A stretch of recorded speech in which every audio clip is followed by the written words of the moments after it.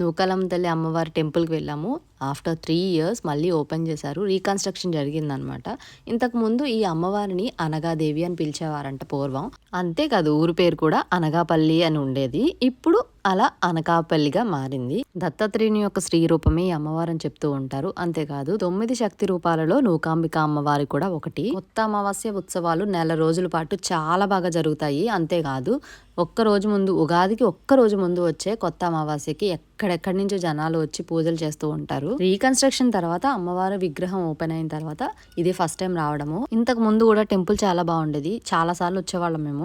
After renovation ఇంకా బాగుంది.